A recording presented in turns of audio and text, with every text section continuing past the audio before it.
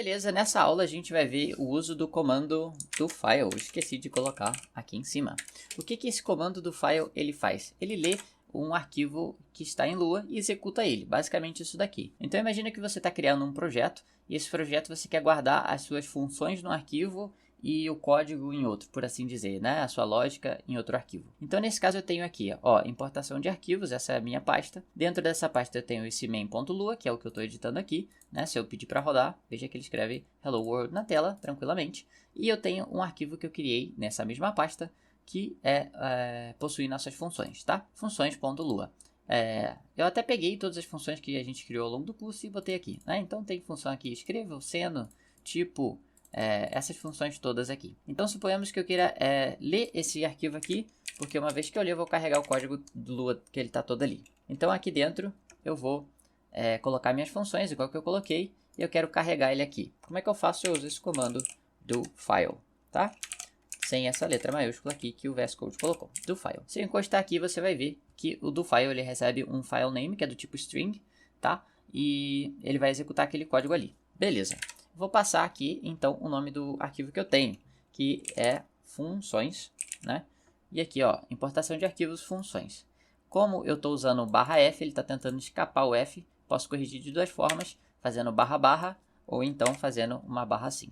Eu vou colocar dessa forma, porque essa daqui você já está mais habituado, então vou colocar diferente para você aprender outro jeito também.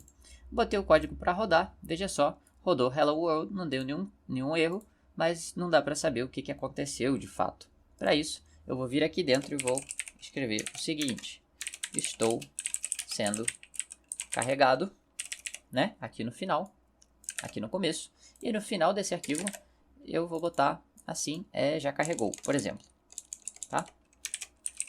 Já carregou. Beleza, coloquei isso daqui. Agora, se eu executo esse arquivo, veja só que ele estou sendo carregado, já carregou. Então, isso quer dizer que ele já está executando o código que está aqui. Então, teoricamente, agora eu teria acesso a todas essas funções, não é mesmo? Então, se eu viesse aqui e botar escreva, né? Por exemplo, ele deveria funcionar. Veja só que ele deu erro. Ele está tentando buscar por uma global escreva e não está encontrando. Por que isso acontece? Porque dentro desse arquivo inteiro, essas variáveis são locais na verdade, mas pelo escopo onde ela foi declarada, ela serve como global, né? Então ela vai estar visível nesse arquivo inteiro, mas fora desse arquivo ela já não está visível. Então se eu viesse aqui, por exemplo, e tirasse, né, o local dali, agora sim eu consigo utilizar essa função. Então, para poder resolver esse problema aqui, teoricamente um problema, não seria até então, se a gente não utilizasse o do file, seria remover essa local, o keyword local dela de todas essas funções que eu quero exportar aqui, tá? Então, eu vou copiar essa função aqui, escreva boas-vindas para testar para ver se está funcionando. Então, eu vou tirar essa daqui fora, vou escrever eu aqui, né? Testando meu código, veja só, bem-vindo eu, então já está funcionando, ele está carregando todo o código que está aqui. Com isso eu consigo carregar, né, um código que está em outro arquivo, utilizando do file, né? Então essa abordagem ela é bastante utilizada, mas ela tem certas limitações, né, e efeitos colaterais, como por exemplo ela sobrescreve o nome das variáveis. Então se aqui em cima eu tivesse, vamos supor, escreve boas-vindas é igual a, por exemplo, vamos botar um valor aqui, olá, essa é a minha string, tá? Veja só que quando eu carregar esse arquivo aqui, né, dependendo da ordem que eu carrego, então eu defini uma global aqui, carreguei o arquivo, veja só que ele vai sobrescrever a minha variável, então para poder transformá-la numa função, que é o que acontece aqui. Então esses efeitos colaterais fazem parte aí do file, mas essa é uma das formas da gente carregar as nossas funções ou pedaços de códigos que estão em outros arquivos. Vamos falar sobre um comando bem utilizado que é o require. Bom, se você viu a aula anterior falando sobre módulo, você vai ver que é algo bem parecido, só que eu acho o require um pouco melhor da gente utilizar.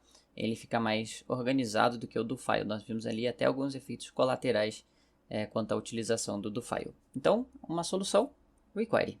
Bom, o que o require ele nos permite fazer? Nos permite adicionar módulos para dentro do nosso script. Então, por exemplo, nós vimos que essa abordagem aqui ela tem alguns efeitos colaterais, mesmo assim ela continua sendo válida, vai depender muito da situação. Como é que a gente cria um novo módulo, que é o que o require nos ajuda a carregar? Eu vou dar um nome aqui qualquer, eu vou chamar de módulo, tá? Vou botar módulo.lua e aqui dentro eu vou criar uma tabela. Então eu vou fazer o seguinte, local A recebe uma tabela. Eu vou falar que a.nome é igual a minha palavra, por exemplo. O que eu faço? Eu vou, no final do meu arquivo, dar o return da minha tabela A. Então eu crio A, eu vou atribuindo valores para ela, posso criar várias coisas e no final eu retorno essa tabela. Isso daqui é um módulo, tá? É um mini módulo, mas funciona. A gente vai agora carregar o módulo com o comando de require. Eu uso require e uso o caminho do meu módulo. Nesse caso aqui, é esse arquivo que está como módulo. O VS Code vai me ajudar a completar. Deixa eu pedir para ele me ajudar a completar aqui. Módulo, beleza, escolhi aqui. E agora é só rodar o código. Rodei o código aqui. Veja que ele escreveu Hello World. Eu não sei se funcionou muito bem. Então, se eu fizer assim, escreva na tela a.nome, vamos ver o que vai acontecer. Veja que ele não sabe quem é A. Porque o require ele trabalha de uma forma um pouco diferente, né? Ele retorna para a gente esse módulo. Então, o certo é a gente pegar esse módulo aqui. Eu vou falar módulo que recebi. Então, esse módulo que recebi, ele vai fazer o require lá e vai botar aqui dentro. Então, se eu pedir para ele escrever na tela agora o módulo que eu recebi, na verdade, uma tabela.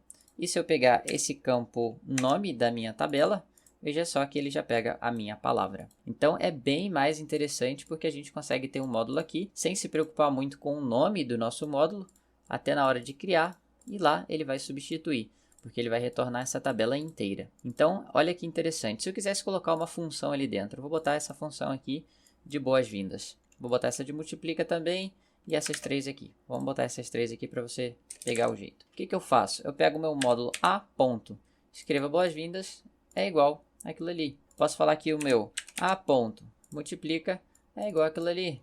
Eu posso falar que o meu A ponto muito retorno é igual aquilo ali. Rodando aqui, você veja que o meu módulo funciona sem nenhum problema. E aqui embaixo, se eu tiver que escrever, por exemplo, o multiplica vai funcionar. E se eu tiver que escrever qualquer uma delas, eu vou, nesse caso, fazer uso da função de escrever boas-vindas. Então, como é que eu faço uso aqui? Eu vou pegar dentro do módulo que eu recebi, tá? Vai ter uma função de escrever boas-vindas. Eu vou escrever assim, para eu, né? Só para eu. Então, eu rodei aqui. Olha lá, bem-vindo, e escreveu para eu. Então, é assim que utiliza, tá vendo? Como é que é tranquilo? E aqui, dentro do módulo, eu fiz a atribuição de a.escreva boa-vinda dessa forma, tá? Fiz todas as atribuições assim, mas você pode usar todo o conhecimento que você já tem de tabela para fazer. Se eu fizesse, por exemplo, isso daqui, mas de outra forma, eu poderia fazer o índice escreva boas-vindas é igual essa função inteira. Funcionaria da mesma forma, tá? Então, se eu faço isso daqui e rodo, veja só que ele continua funcionando. Aqui dentro o que eu preciso é colocar coisas dentro dessa minha tabela, porque essas coisas no final vão ser retornadas. Então, isso que é um módulo. É nada mais, nada menos do que isso, tá bom?